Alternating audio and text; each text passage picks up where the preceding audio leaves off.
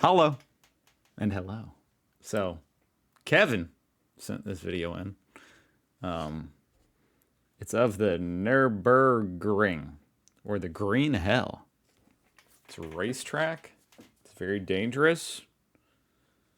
Yeah, I mean, I don't know anything about cars or racing. So, forewarning. I mean, I'm American. I drive an automatic car.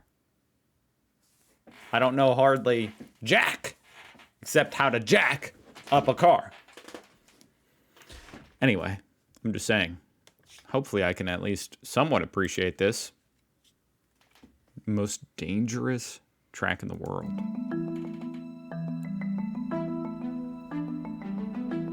The Nürburgring. If you've spent any time reading about cars, you've probably heard the term. What is it? It's a merciless. There you go. I never heard this name, so that's how much I know about cars. 13-mile track with terrifying twists, turns, and dips. And arguably the most dangerous race course in the world. But it's become a sort of holy destination for drivers, professional and amateur, who make the pilgrimage to the small town of Nürburgring, Germany. Since its construction Amateurs drive this track? in 1927, the ring has tragically claimed the lives of just under 70 motorsport heroes. Oh my god! Legendary Formula One driver Jackie Stewart famously crowned the track the Green Hell, a nickname it holds to this day. But just what makes the Nürburgring so brutal? The Nürburgring. Oh my god, I don't get it. Y'all just drive your cars on this track and what, do you just have infinite money? Because when I crash my car, that's not a happy day. It's not just like, oh, I crashed the car. No, that sucks. The Nürburgring is actually composed of two different courses, but it's the site's northern loop, or Nordschleife, that most associate with the huge. track. As the world's longest racetrack, the Nordschleife remains the ultimate test of skill amongst professional drivers competing in extreme races, like the 24 Hours of Nürburgring endurance race. 24 hours? A closer look at the track reveals three things Drive for that such a long? challenge, even for the most skilled drivers. The steep elevation changes, blind corners, and the lack of runoff areas. Let's start with the elevation changes. For an idea of just how severe the Nürburgrings are, the total difference in altitude from the track's highest point to its lowest is a jaw-dropping 985 feet. And it doesn't occur gradually either. The shifts in that is a long way. Elevation are abrupt and spontaneous. Oh my god, did they just go in the air? They got airborne. Providing plenty of challenges for those who don't know the track thoroughly, and even those who do. One of the best examples of this happens fairly early in the track, at a section known as Foxhole. This section features 5 sweeping corners that can be taken at full speed, but it's at the last corner when the track goes into a steep downhill descent, then immediately elevates. What is with these races? Like, it looks like people are driving normal cars through here. But you feel more G-forces than you've ever felt. To better understand what driving through it is like, we caught up with someone who circles the ring over 1,000 times every year. Oh my god. It's like playing Russian roulette. 1,000 times a year? Misha Shrudin is a race car driver. That's a lot. Course instructor. That's 3 times a day. And YouTuber who knows every inch of the track like the back of his hand. He's even managed to guide a driver around it while completely blindfolded. Left curb, right curb, and continue going straight towards the left side of the track into the small white side ahead of me. That's a big flex right there. You have Foxhole. That's a It's flex. very, very downhill descent followed by an instant climb. And what a lot of people do, they think like, oh, let me see what the top speed of my car is because I'm going downhill now. And then they brake at the lowest point. The issue here is the weight transfer. When you brake That would not be what I would do. at the complete bottom, I'd be like, oh my god, I'm going too fast. Brake! you have the weight transfer already because the car will change its direction from going downhill to uphill. And when you apply the brakes on that, you will most likely end up in the barrier.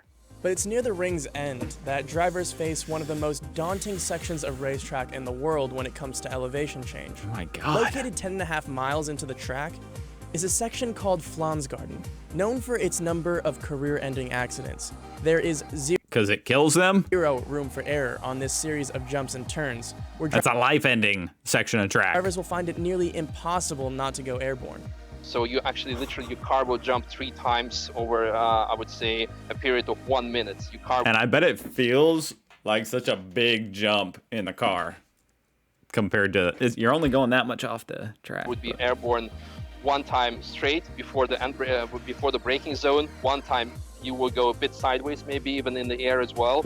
And one time you would be going over 120 miles per hour over a slight bump while changing direction. So when you have a mistake there, it will usually end up in a very, let's say, track closure. People will have to close the track, how bad of an accident it's going to be.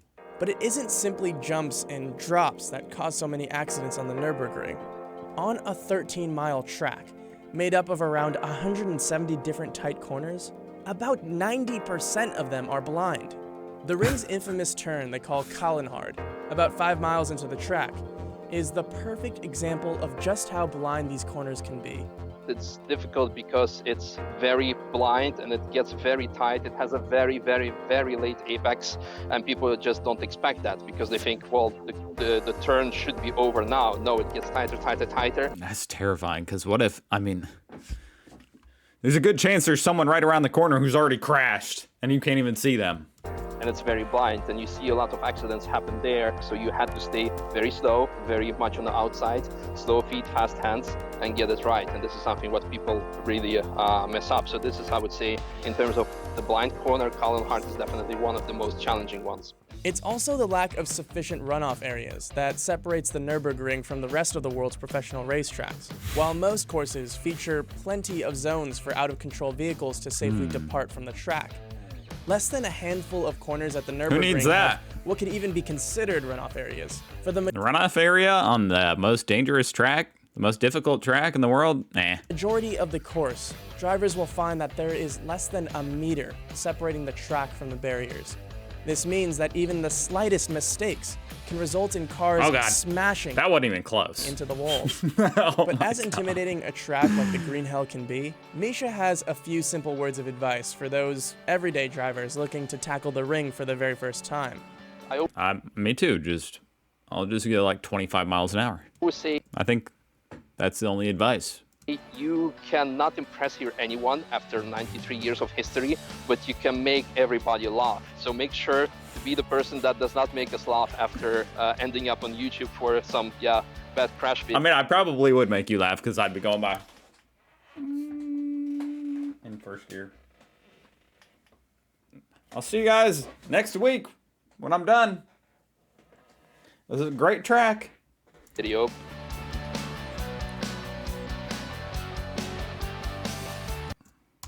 That's insane. So is racing a big hobby in Germany? Because like I said, a lot of these cars just look like amateur cars. Just people out there. I mean, I get that they're souped up and stuff. They're not your grandma's Mercedes. But still. Like these right there. Lowest point. The issue here is the weight transfer. Yeah, I don't know.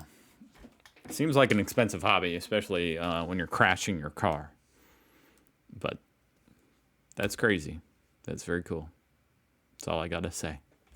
Thank you for watching. I hope you guys are doing phenomenal. Come back tomorrow if you want to. I mean, you can subscribe. There's a button for it. You can click the subscribe button if you want. But either way, thanks for watching. Goodbye.